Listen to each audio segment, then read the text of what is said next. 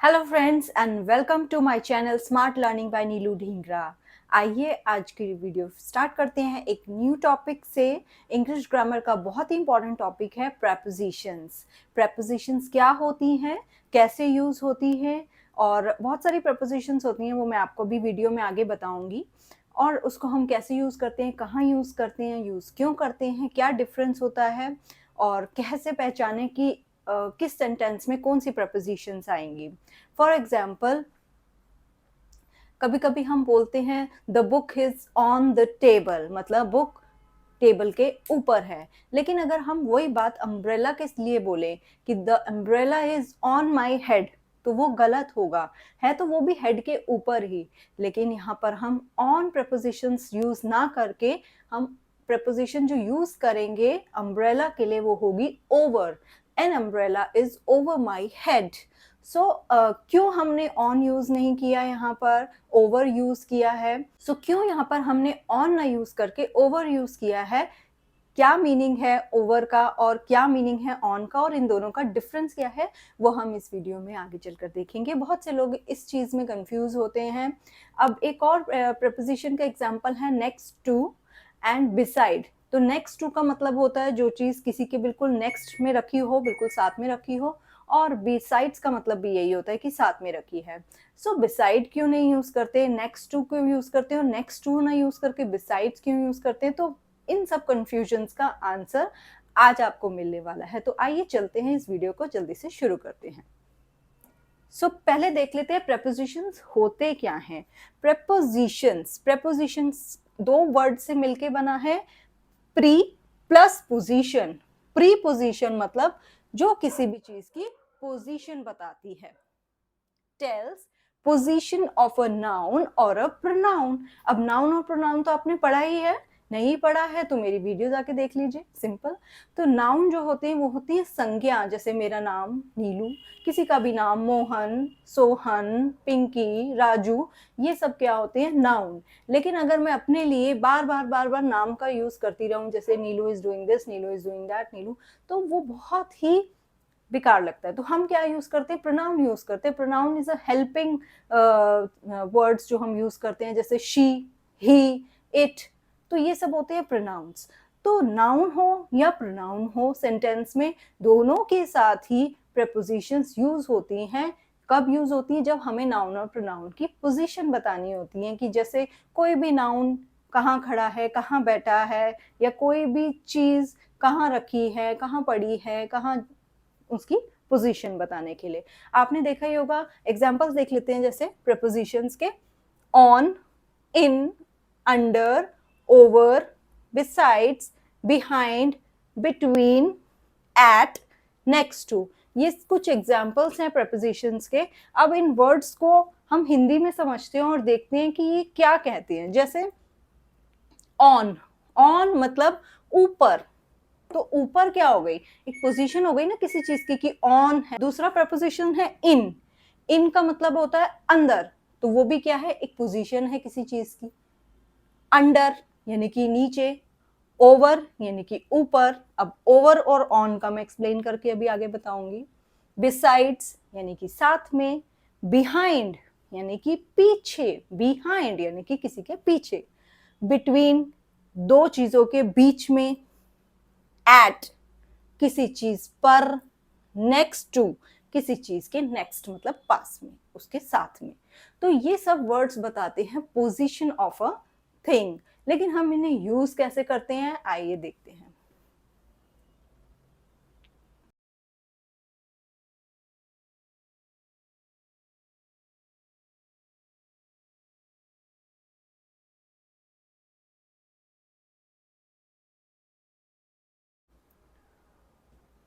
आइए, ये कुछ एग्जाम्पल्स हैं, और अब हम देखते हैं कि इन एग्जाम्पल्स में हमें कौन सी प्रॉपर prepositions यूज करनी है। द वास इज डैश द टेबल। अब वास जो है वो टेबल के कहाँ हो सकता है, तो कई बार तो हमें पिक्चर दी होती है, और कई बार हमें जैसे कोई सेंटेंस बनाना है तो हमें सामने दिख ही रहा होता है कि वास कहाँ है। अगर जनरली जो वास होता है वो टेबल के ऊपर होता है, जनरली बहुत कॉमन केसेस में, रेयरली कभी कोई वास किसी ने इंटेंशनली टेबल के नीचे रख दिया हो तो वो बात अलग है, या उसके साथ में रख दिया हो।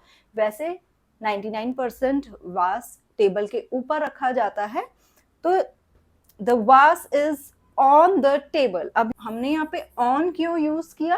क्योंकि ऑन का मतलब होता है ऊपर, कोई भी चीज किसी के ऊपर रखी हो तो वो हो गई on the table. The books are dash the bag.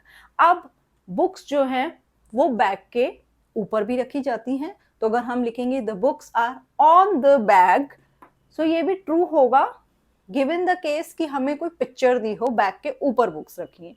लेकिन अगर वो बैग खुला हुआ है और उसमें बुक्स हैं, अंदर बुक्स हैं, और हमें दिख रहे हैं कि बैग के अंदर बुक्स हैं, तो हम अंदर के लिए क्या वर्ड यूज करते हैं? इन, या फिर inside. The books are in the bag या books are inside the bag, दोनों ही ठीक रहेंगे। Rohan is sitting dash Sohan.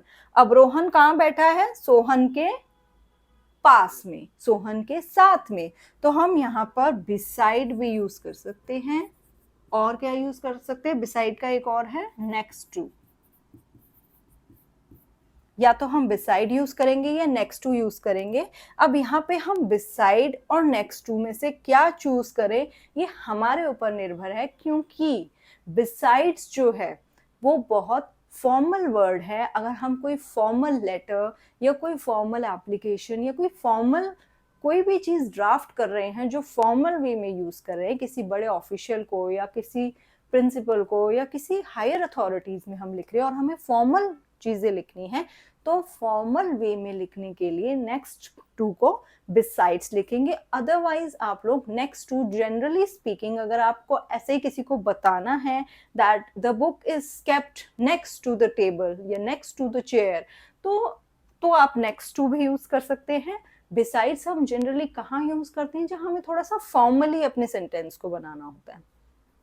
Okay, An old man is sitting dash the tree. अब ओल्ड मैन है, गर्मियों का टाइम है, तो ट्री के नीचे बैठा है ओल्ड मैन। तो हम क्या यूज करेंगे नीचे को?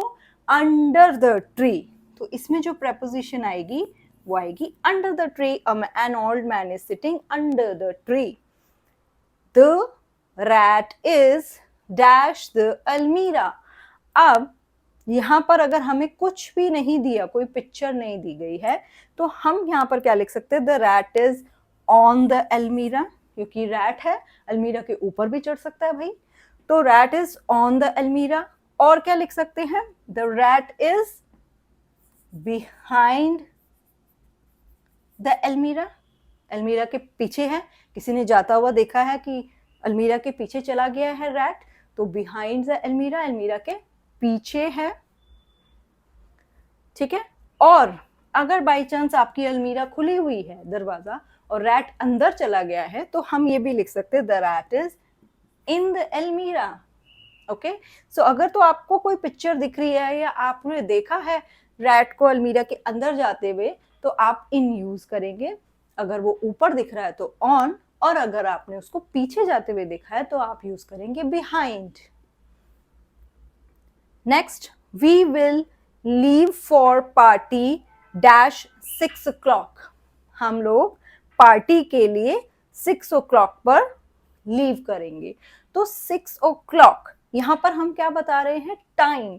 तो जब भी हम टाइम की पोजीशन बताते हैं कि हम किस टाइम पर निकलेंगे या किस टाइम पर आएंगे, तो हम यूज करते हैं at preposition, at. We will leave for party at 6 o'clock. At preposition जो है वो या तो टाइम बताने के लिए हम यूज करते हैं, या फिर हम कोई जगह, पर्टिकुलर जगह को बताने के लिए, जैसे I am at the club, I am at the shopping mall, I am at the airport, I am at the railway station. तो ऐसी किसी पर्टिकुलर चीज को बताने के लिए, उस जगह की पोजीशन को बताने के लिए कि मैं उस जगह पर हूँ, या फिर उस टाइम को बताने के लिए हम एट प्रपोजिशन का यूज करते हैं। सो ये सब थे एग्जाम्पल्स जो कि on, in, beside, under, behind और एट से रिलेटेड से। अब बिटवीन क्या हो सकता है बिटवीन का example? Rita is standing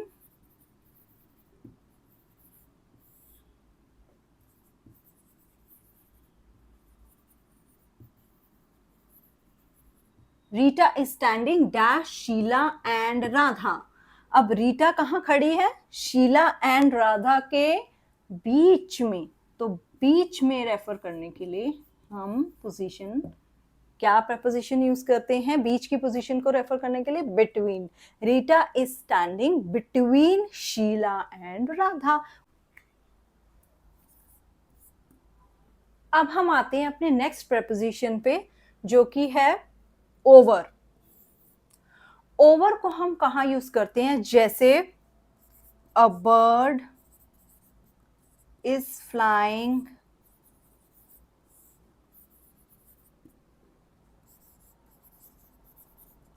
a bird है, फ्लाई कर रही है, कहाँ फ्लाई कर रही है? डैश द फार्म, खेतों में। खेतों के कहाँ फ्लाई कर रही है? खेतों के ऊपर से जा रही है, ठीक है। अगर इसमें होता the bird is flying dash the cage, अगर होता the bird is flying dash the cage, तो केज के अंदर है बर्ड, तो पोजीशन देखिए कि बर्ड कहां पर है। केज के अगर अंदर है तो वो हो जाएगा इनसाइड द केज, उसकी केज के अंदर अंदर उड़ रही है, ठीक है। नाउ केज नहीं है, पूरा फार्म है, पूरा खेत है और बर्ड वहां पर उड़ रही है, तो हम किस प्रपोजिशन का यूज करेंगे? ओवर द फार्म, ठीक है।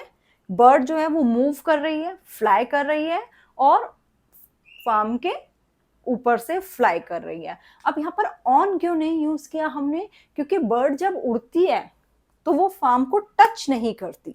आप डिफरेंस देख रहे हैं? अगर मैं बोलूं the pen is, what is the position of this pen? It is on my hand. Why it is on my hand? Because it is touching my hand. मेरे हाथ को ये छू रहा है ये पेन, तो ये ऑन हो गया। लेकिन अगर कोई चीज मेरे हैंड के ऊपर है, जैसे मैंने एग्जांपल दिया था अम्ब्रेला का, वो मेरे हेड से ऊपर है, अम्ब्रेला मेरे हेड को टच तो नहीं कर रहा, मेरे हेड से ऊपर है, तो वो हो जाएगा ओवर। जब डिस्टेंस हो नाउन में और उस जो दूसरी ऑब्जेक्ट को हम बता रहे हैं उसके और दूसरे नाउन के बीच में डिस्टेंस है, वो टच नहीं कर रहा है। अब एक और एग्जांपल ले लेते हैं। The bridge is dash the river. अब रिवर नीचे बह रही है, नदी, और ब्रिज कहाँ है?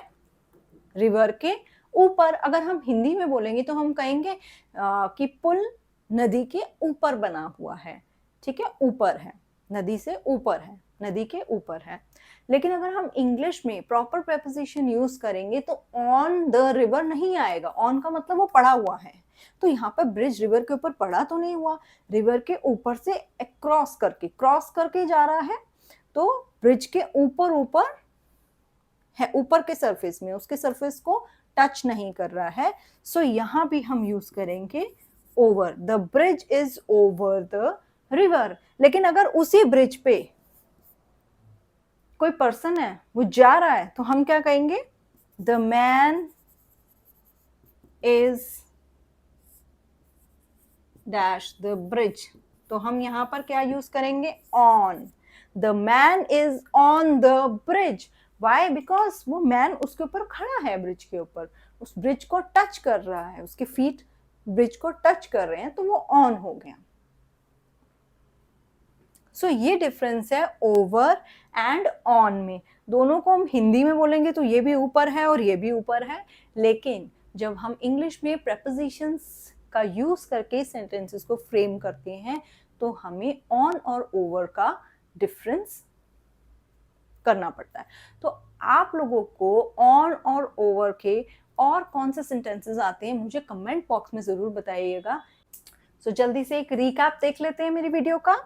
हमने आज पढ़े प्रेपोजिशंस। प्रेपोजिशंस का मतलब प्री प्लस पोजीशन, जो किसी भी नाउन या प्रोनाउन की पोजीशन बताते हैं, उसका स्थान बताते हैं, उनको हम प्रेपोजिशंस बोलते हैं। प्रेपोजिशंस के एग्जांपल्स हैं on, in, under, over, besides, behind, between, at और नेक्स्ट टू। ऑन मतलब किसी चीज के ऊपर, उसके सरफेस के ऊपर रखा हुआ है। इन मतलब किसी चीज के अंदर रखा हुआ है, जैसे कोई बॉक्स है, बॉक्स के अंदर कोई चीज है तो वो इन हो गई। अंडर यानी कि उस बॉक्स के नीचे कुछ रखा हुआ है या किसी भी चीज के नीचे कुछ है तो वो अंडर हो गया। ओवर यानी कि ऊपर। बिसाइड्स मतलब कि उसके साथ में। बिहाइंड यानी कि उसके पीछे। बिटवीन यानी कि उसके बीच में। एट मतलब उस समय पर या उस स्थान पर। और नेक्स्ट टू हो गया नेक्स्ट टू मतलब उसके साथ में। तो ये सब हो गए प्रपोजिशंस के एग्जाम्पल्स और मैंने सेंटेंसेस बताए। आई होप आप इन सेंटेंसेस को समझ गए होंगे, स्पेशली ऑन और over and besides and next to हम कहाँ और कब और क्यों यूज करते हैं। सो आई होप इस वीडियो से आपको प्रपोजिशंस क्लियर हो गए होंगे। सो अगर आपको मेरी वीडियो बहुत पसंद आई तो प्लीज़ मेरे चैनल को सब्सक्राइब करें और अपने फ्रेंड्स को शेयर करें कि वो भी इंग्लिश ग्रामर के ये टॉपिक्स बहुत आसानी से सीख सकें। Thank you for watching. Have a nice day. Bye bye.